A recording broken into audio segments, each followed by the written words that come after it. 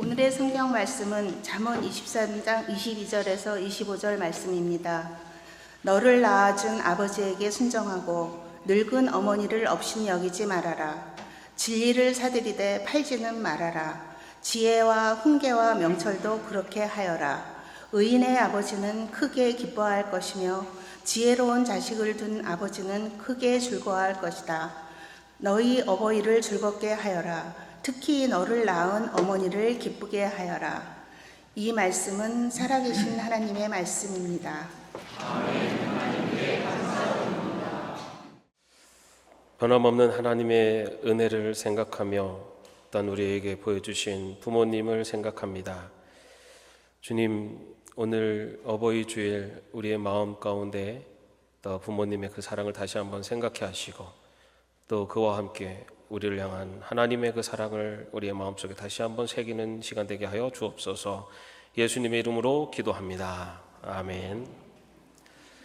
지난 5월 8일 어버이날이었습니다. 어버이날은 우리에게 생명을 주시고 또 사랑으로 길러주신 부모님께 감사를 드리는 날입니다.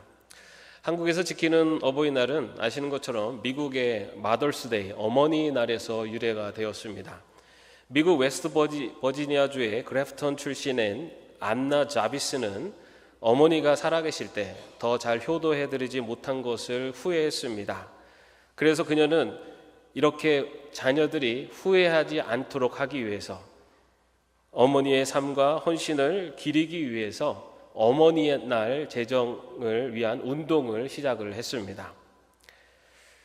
1908년 5월 10일 그녀는 어머니의 추모 예배를 열었습니다. 그 자리에서 어머니가 생전에 가장 좋아하셨던 흰색 카네이션을 참석자들에게 나누어 줬습니다.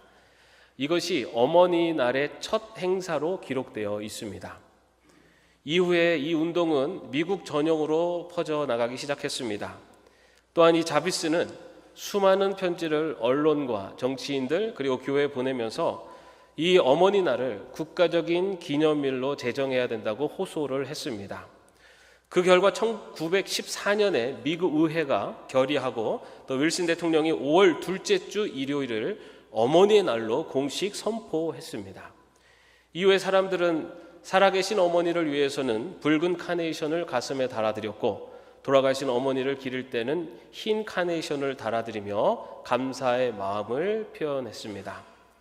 한국에서는 이런 문화가 기독교계와 청소년 단체를 통해서 소개되었습니다. 그래서 1956년 대한적십자사는 5월 8일을 어머니 날로 지정하고 행사를 치렀습니다.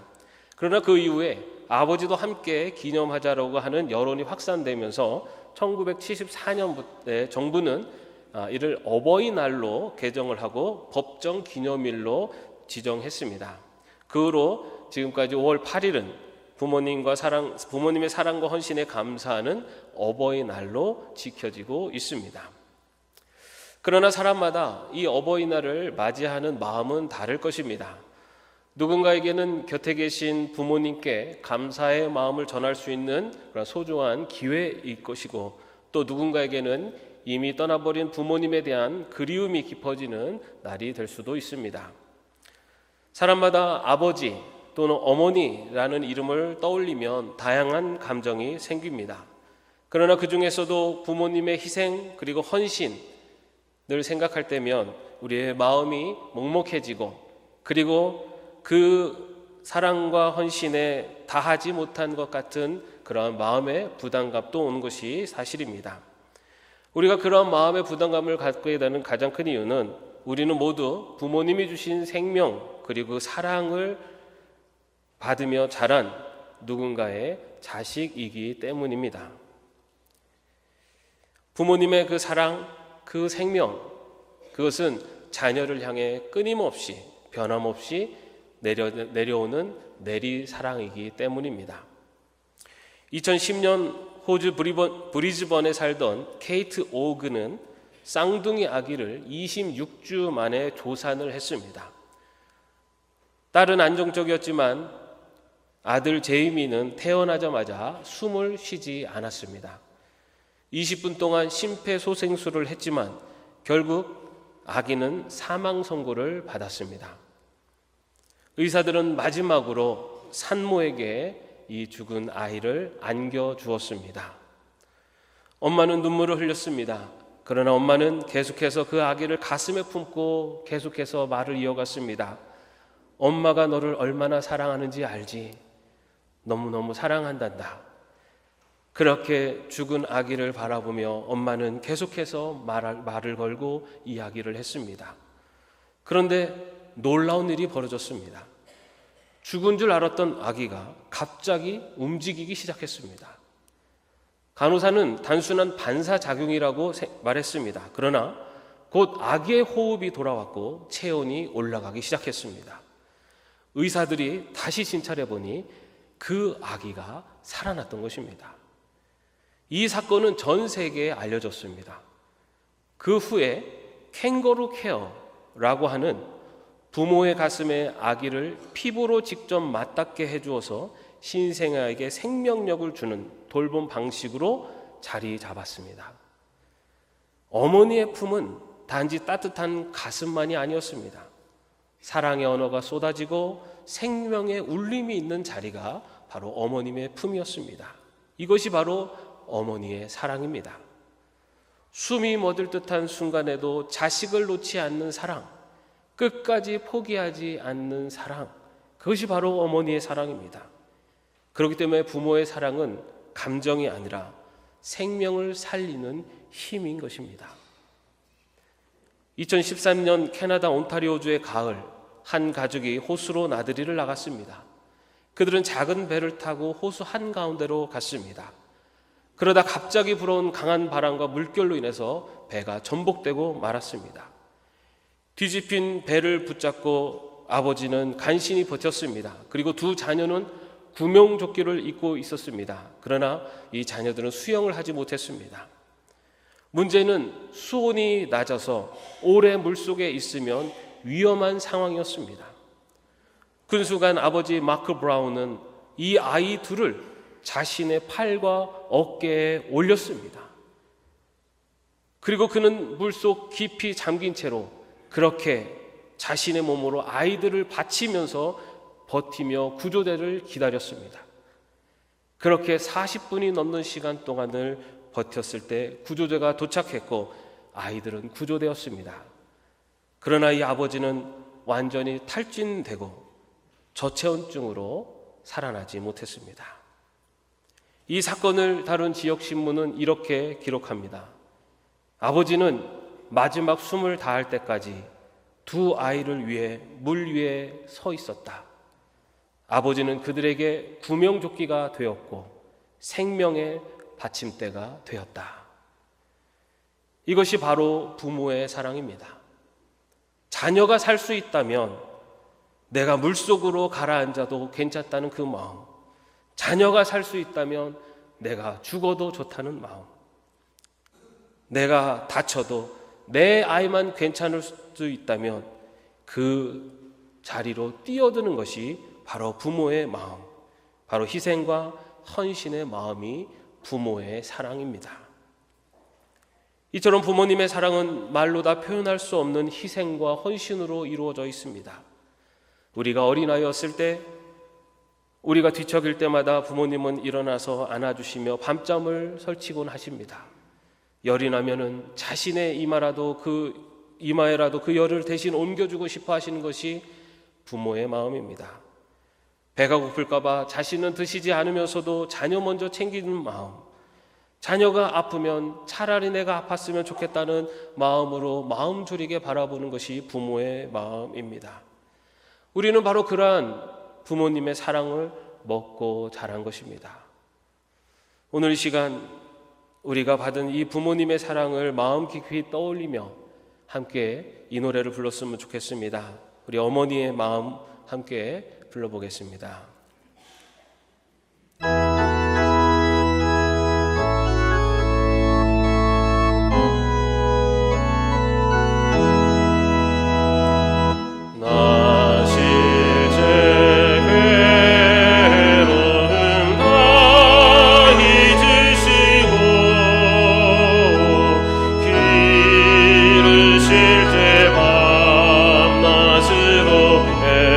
애쓰는 마음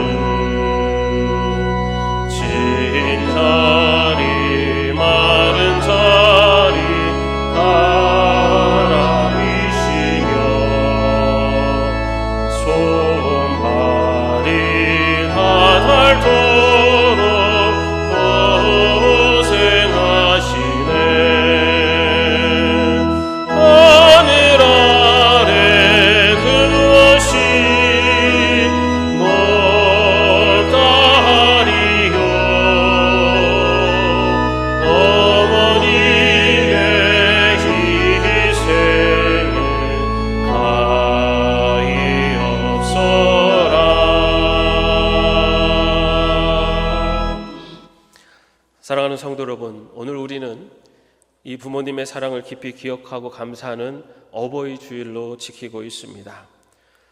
물론 부모님께 감사하는 마음은 1년 내내 품어야 합니다. 그러나 적어도 오늘만큼은 그 사랑과 희생을 더 진지하게 되새길 수 있는 날이 되기를 바랍니다. 우리는 누구나 부모의 사랑을 받으며 이 땅에 태어났습니다. 우리를 안아주시고 밤새 열이 나는 우리를 품에 안고 이마에 수건 얹어주시던 그 손길을 받았고, 비록 세월이 흘렀지만 잊지 않으시고 우리를 위해 기도하시고 걱정하시는 그 부모님의 사랑 가운데 있습니다. 자식이 세상에서 무엇을 이루었든 또는 아무것도 이루지 못했어도 언제나 자랑스럽게 여겨주시는 분, 바로 그분이 우리의 부모님이십니다. 한 시인은 이렇게 말합니다. 부모는 하나님의 대리교사요 사랑의 육화이다. 부모님의 사랑은 하나님 아버지의 사랑을 가정 안에서 먼저 경험하도록 하신 하나님이 주신 은혜이다 라는 것입니다. 그렇기 때문에 하나님의 사랑은 이 부모님의 사랑과 깊이 연결되어 있습니다. 우리는 부모님의 사랑을 통해 하나님의 사랑을 체험하기도 합니다. 그리고 부모님의 사랑하는 그 사랑을 통해 우리는 하나님의 은혜 앞에 나가기도 합니다. 그래서 성경은 그 부모를 공경하는 것은 단순한 예의범절이 아니라 그것을 하나님의 명령으로 선포하고 있습니다. 특별히 오늘 함께 읽은 잠언 23장의 말씀은 지혜자의 입을 통해서 부모님을 향한 효도의 3가지의 방향을 우리에게 알려주고 있습니다. 먼저 22절 말씀입니다. 너를 낳아준 아버지에게 순종하고 늙은 어머니를 업신여기지 말아라. 이 구절은 효도에 있어서 가장 기본이 되는 가르침을 담고 있습니다. 바로 부모의 존재 자체를 귀히 여기고 존중히 여기라는 명령입니다. 여기서 순종하다라고 하는 번역된 히브리어 쉐마는 단순히 듣는다라는 의미에 그치지 않습니다.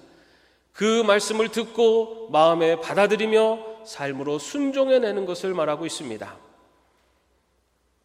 이 단어는 신명기 6장 4절 이스라엘아 들으라로 시작되는 유명한 쉐마 기도에도 사용됩니다.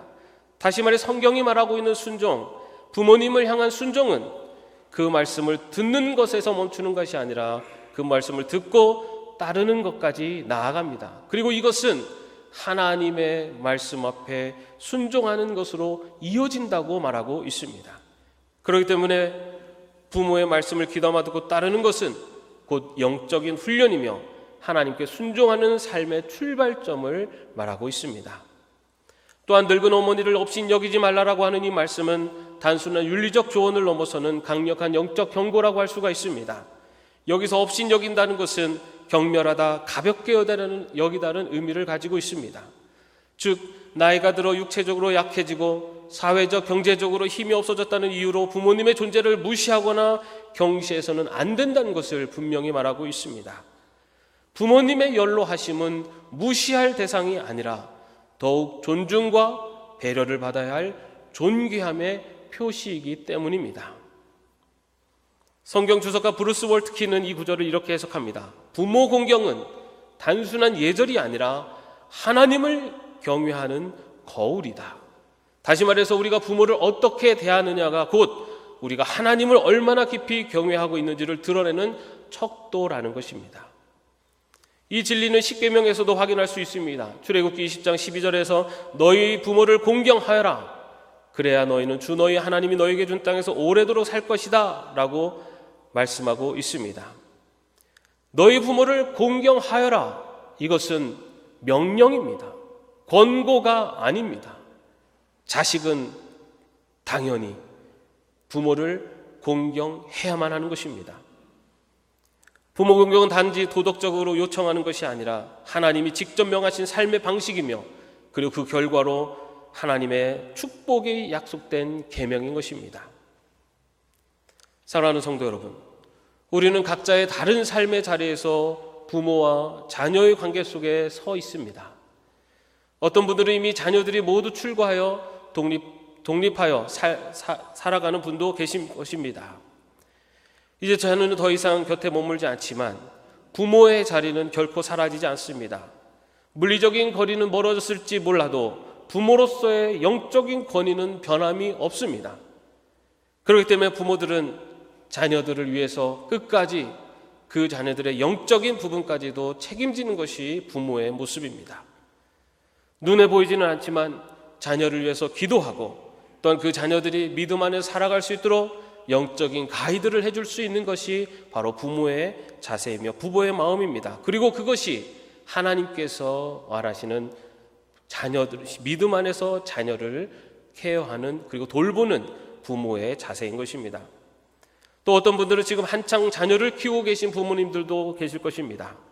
어린 자녀들에게 밥을 먹이고 학교에 보내고 여러 가지 바쁜 일상 속에 있다 보니 어느새 부모님에 대한 마음은 자녀들의 뒤로 물러날 때가 있습니다. 그러나 기억해야 될 것은 바로 나도 누군가의 사랑과 누군가의 희생 속에서 지금 이 자리에 있다는 것을 기억할 수 있기를 바랍니다.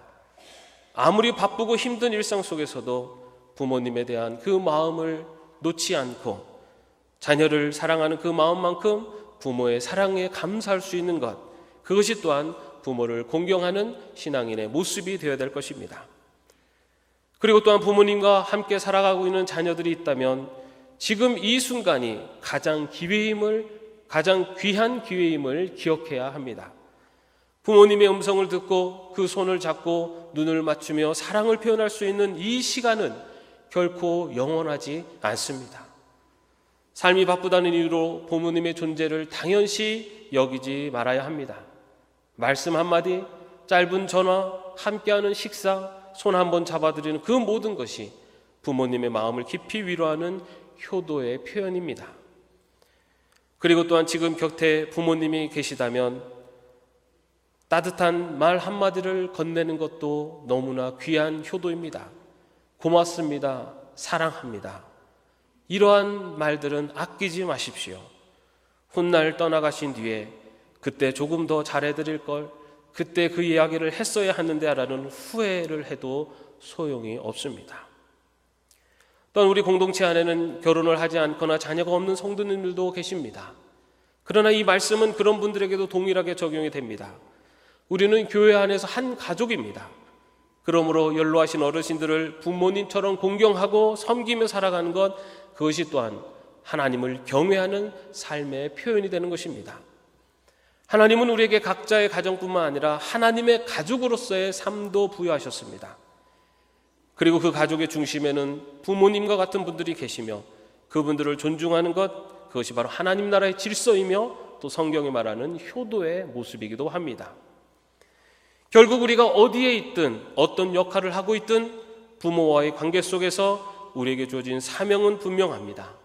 우리는 부모를 사랑하고 공경하고 섬겨야 하는 것입니다. 이 모든 태도가 바로 하나님께 드리는 예배 모습이고 오늘 이 어버이 주일에 우리가 함께 실천해야 될 신앙의 고백입니다. 내 부모를 공경하라. 이것은 하나님께서 우리에게 주시는 명령이며 그 명령 앞에 순종하며 나아가는 것이 바로 믿음의 백성들의 삶의 태도인 것입니다. 두 번째로 잠언의 지혜자는 23절에서 우리에게 이렇게 말합니다. 진리를 사들이되 팔지는 말아라. 지혜와 훈계와 명철도 그렇게 하여라. 이 말씀은 단순히 지식을 소유하라 라는 말이 아닙니다. 지혜와 훈계와 명철로 나타나는 진리, 즉 하나님의 말씀 안에서 살아가라는 것입니다. 여기서 사들이라라는 것은 무언가 값을 지불하고라도 그것을 사다라고 하는 뜻을 갖고 있습니다. 진리를 얻기 위해서 값비싼 대가를 치르더라도 그 진리를 소유한 자로 살아가라라고 말씀하고 있습니다. 신학자 찰스 브리지스는 이 구절을 이렇게 해석합니다. 진리는 값으로 사야 하며 결코 팔아서는 안 되는 하늘의 보화이다. 그렇다면 이 말씀이 부모 공경과 어떤 관계가 있을까요? 이 구절은 자녀들이 진리 안에서 신앙 안에서 살아가는 것이 바로 부모에게 효도하는 것이라는 것을 말해주고 있습니다.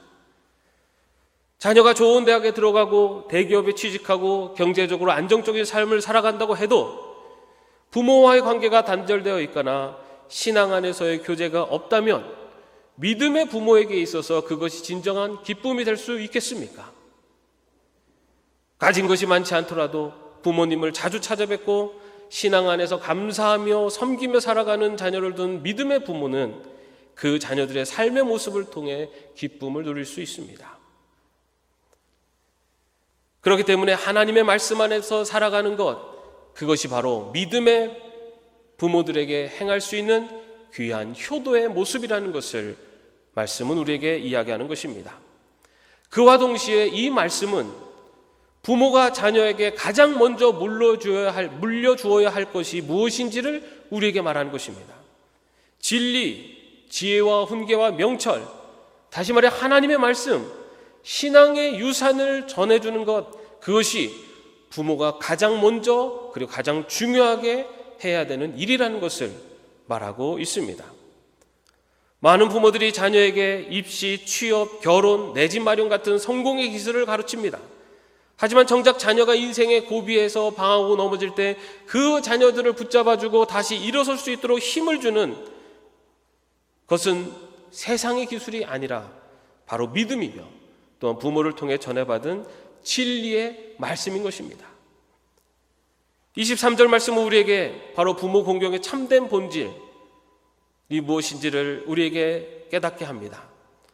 자녀가 세상적으로 성공하고 사람들의 인정을 받는 삶을 살아가는 것도 분명히 귀한 일이지만 믿음의 부모에게 가장 큰 기쁨은 자녀가 진리 가운데 신앙 안에서 살아가는 삶이라는 것을 말하고 있습니다. 하나님을 경외하고 말씀에 순종하는 자녀의 삶 자체가 바로 부모에게 드리는 가장 깊은 효도요 영원한 기쁨의 열매이기 때문입니다. 동시에 이 말씀은 부모된 우리가 자녀에게 물려줘야 할 가장 귀한 유산이 무엇인지도 분명히 말하고 있습니다. 그것은 단지 좋은 환경이나 세상의 기술이나 세상에 성공하는 방법이 아니라 하나님을 아는 지식과 말씀에 세워진 지혜이며 또한 믿음인 것입니다. 부모와 자녀가 함께 믿음 안에서 걷고 서로를 향한 사랑과 신뢰 속에서 살아가는 것, 그것이 바로 세상의 어떤 성공보다 값진 축복의 열매가 될 것입니다. 그러므로 우리 모두 자녀된 우리는 부모를 신앙으로 기쁘게 하고 또한 부모된 우리는 자녀에게 믿음의 유산을 남기는 삶을 살아감으로 말미암아 하나님 앞에 아름답고 귀한 가정의 모습으로 예배를 올려드릴 수 있는 우리 모두가 되어야 될 줄로 믿습니다. 마지막으로 세 번째 말씀은 24절과 25절입니다. 의인의 아버지는 크게 기뻐할 것이며 지혜로운 자식을 둔 아버지는 크게 즐거워할 것이다. 너의 어버이를 즐겁게 하여라. 특히 너를 낳은 어머니를 기쁘게 하여라. 이 말씀은 우리에게 분명히 전하고 있습니다. 부모가 단지 자녀의 세속적 성공을 통해 기뻐하는 것이 아니라 자녀가 의롭게 살고 지혜롭게 살아갈 때 깊은 기쁨과 감사를 누릴 수 있다는 것입니다. 성경이 강조하는 부모의 기쁨, 그것은 바로 자녀의 삶의 방향성 그리고 그들이 걸어가는 길에 있다는 겁니다. 부모는 자녀가 어떤 길을 선택하며 어떤 가치를 따르며 살아가는가를 보며 기뻐하기도 하고 슬퍼하기도 합니다. 오늘 말씀은 부모에게 있어서 진정한 기쁨은 의로운 선택, 지혜로운 길을 걸어가는 것이라고 말하고 있습니다. 이 부분을 주석가 레이먼 만리는 이렇게 해석을 합니다. 자녀의 도덕적인 삶과 신앙이 부모의 마음을 살리는 생명의 기쁨이 된다. 믿음의 부모는 자녀가 얼마나 많이 벌고 얼마나 유명해졌는가 보다 그 자녀가 하나님께 예배하는 것을 얼마나 귀하게 여기고 정직하게 하나님의 말씀 가운데 살아가며 하나님 앞에 바르게 행하기 위해서 노력하는 그의 그 기쁨의 기준이 있습니다. 성경에는 효도의 본으로 삼을 수 있는 인상적인 장면이 하나 있습니다. 요한복음 19장에 나오는 예수님께서 십자가에서 고통당하시던 그 순간에 자신의 어머니 마리아를 제자 요한에게 부탁하시는 모습입니다. 예수님께서 어머니에게 여자여 보소서 아들이니이다 라고 하며 그 제자 요한에게 보라 내 어머니라 라고 하며 어머니를 제자 요한에게 부탁합니다. 지금 예수님의 자리는 육체의 고통과 죽음의 절정 가운데 있는 자리였습니다. 그러나 그 자리에서조차도 어머님에 대한 효도를 보여주셨던 것이 바로 예수님이십니다. 이 말씀은 우리에게 말합니다. 부모를 기억하고 섬기는 일은 일상의 여유가 있을 때만 실천하는 것이 아니라 삶의 가장 결정적이고 힘겨운 순간에도 지켜야 하는 거룩한 책임이라는 것을 말하고 있습니다. 부모를 공경하는 일은 단지 관습적인 의무가 아닙니다. 때로는 불편을 감수해야 하고 때로는 희생을 요구하지만 그것은 하나님께서 인정하는 삶이며 예수님께서 본을 보여주신 삶입니다. 자녀가 부모의 마음에 기쁨이 되고 그 삶이 하나님께 영광이 되는 것, 그것이 바로 참된 효도이며 오늘 우리 모두가 부르심을 받은 거룩한 삶의 모습인 것입니다. 사랑하는 성도 여러분, 오늘 하나님께서 우리에게 주신 말씀은 단순한 도덕적 조언이 아닙니다. 도덕적으로 윤리적으로 내 부모를 공경하라 말씀하시는 것이 아닙니다. 이것은 하늘아버지께서 자녀된 우리 모두에게 주시는 거룩한 명령이며 또한 그러한 삶을 살아가는 것이 바로 예배자의 삶을 살아가는 방식임을 말하고 있습니다. 우리는 누구나 누군가의 아들이고 딸입니다. 그리고 누군가의 부모이거나 또 누군가에게 영적 부모로 부름을 받은 사람들입니다. 그렇기 때문에 그 부르심 앞에 순종하며 나가는 것, 그것이 바로 하나님의 백성으로 또한 부모의 은혜에 보답하는 바로 효의 길을 걷는 것이고 하나님의 명령에 순종하는 길입니다.